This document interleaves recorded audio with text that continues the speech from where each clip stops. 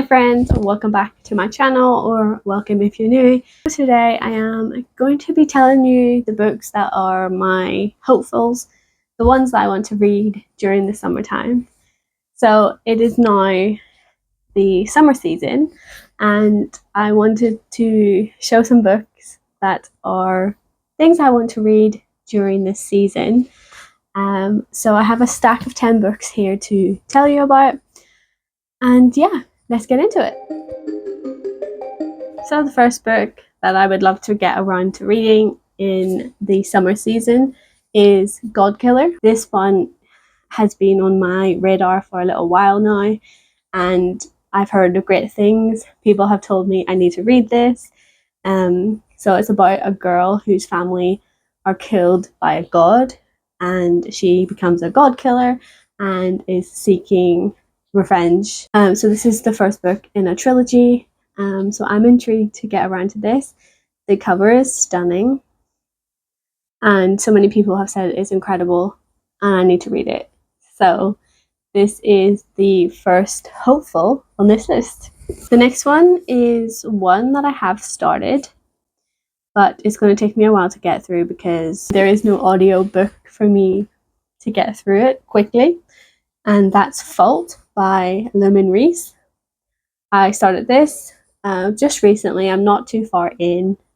I'm about one chapter in, and this is essentially about a mum who loses her children in a natural disaster. There's a monster involved. She goes out on a mission to try and kill the monster, and it's centered around grief. I know that grief, it plays a big part in this story, and it's water-based, so perfect for the summertime and my fears. So I'm intrigued to read it. I absolutely adore, and yet I'm terrified by the cover. I'm so intrigued to read this. I am only a chapter in, so I don't know too much about it other than that, but I hope that I can tell you about it when I'm finished reading it. So next up on my hopefuls for the summer is a start of a new fantasy series. Well, I am on the hunt for a new fantasy series that can captivate me as much as the Realm of the Elderlings did. Robin Hobb's writing in all of those books were just immaculate, and I adored that series. It's like my favorite fantasy series ever. The Assassin's Apprentice is like my favorite fantasy book. It's just incredible. So I've been craving that good quality, high fantasy, political fantasy for such a long time since finishing those 17 books, and I just haven't found it yet. So this one is the start of a new series. I've never read by this author before, so I'm hopeful. I've heard good things about his writing. I want to give it a go. So that is The Prince of Thorns. I'm not sure how I'm going to get along with this one. I am really hopeful because I do want to delve into this high political fantasy world again. I may end up having to just reread The Realm of the Elderlings, but hopefully this one will be good. If you've read this, do let me know in the comments what you thought of it. I'm intrigued. I know that for sure. Next up on my hopefuls is a classic that I want to get to, and that is Something Wicked This Way Comes by Ray Bradbury.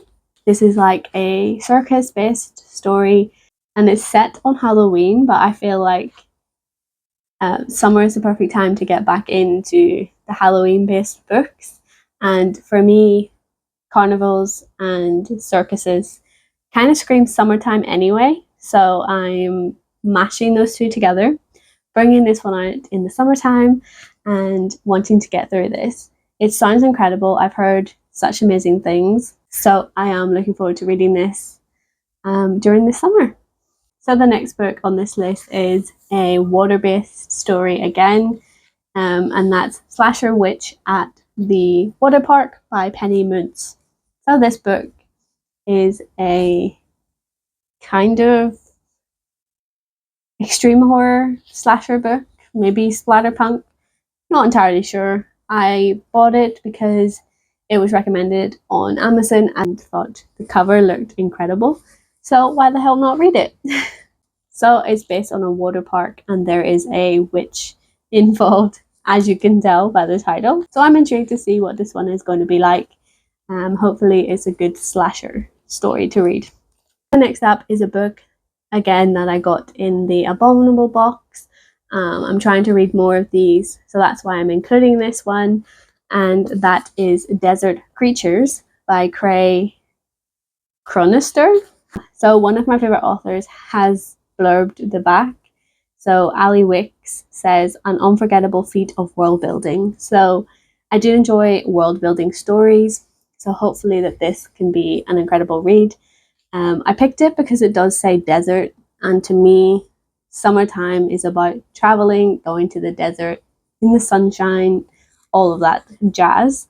But this is centered around a outbreak of a virus, epidemic sort of deal, and following from there. I remember when I first got this book in the box and I read the blurb, it kind of reminded me of The Stand by Stephen King, where obviously that follows an outbreak of a virus and you kind of follow the story along there. This is much shorter, so I'm hoping that it's captivating and it's kind of similar in that sense. So I'm looking forward to delving into this story during the summertime. The next book is again a water-based story. This time it's based on a cruise ship and it's a thriller book. And you could probably guess that it is The Woman in Cabin 10 by Ruth Ware. I've never read from this author before, so I want to do a video dedicated to reading some of Ruth Ware's books, and I thought this one kind of screams summer holiday, so I will read this in the summertime. Next up, we have a book that I bought when I met this author. I've read this author's other two books and I hadn't read this one before, so I wanted to pick it up and delve into it. And that is Not Good for Maidens by Tori Bovalina. I went to a festival where she was speaking and took both of my books down to have her sign them, and I hadn't bought this one yet because I hadn't read it, and so I picked it up and she kindly signed it to me, which was nice, and I'm intrigued to get into this. So this book is set in Yorkshire, in the UK, and it has like such a gothic feel. I adore her writing. Both of the books were like 5-star reads for me, so this one again is another 5-star prediction because I just adore the way she writes her characters and builds up these gothic worlds. This is kind of a dark fantasy book, so definitely up my alley and so intrigued to read this one. So the second to last book is another water-based story, and that is Chlorine by Jade Song.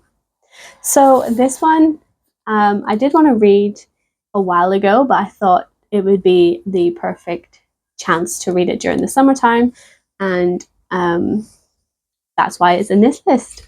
So this is centered around mermaids and the siren call. So of course that was an instant yes, I'm going to read that book because I adore that type of story. And I think the back kind of is intriguing. It says, mermaids swim in chlorine, thrive in locker rooms. Mermaids are not born, we are made. So I'm intrigued by that alone. So yes, this is another one I am hopeful to get to during the summer. And finally, the last book on this list is Murder Road by Simone St. James. So I picked this one up in the Evernight subscription book box that comes like every quarter. So this was the April book for every night. And yeah, so I haven't read it yet. I know it's a thriller centered around a murder, and the people who stumble upon them are framed and they're trying to solve that murder. So yeah, it sounds intriguing. The edition is like absolutely stunning. Those are all the books that I want to read during the summer months. It feels like it's summer right now. It is so hot in this room and I decided to wear a jumper, but the joys of Scottish weather, it can feel like winter and summer in the same day. So yeah, anyway, I digress. Thank you so much for watching this. Let me know in the comments if you've read any of these and what you decide to read in the summer. I would love to know and have that discussion with you. And until next time, keep your pages turning and embrace the darkness. Bye!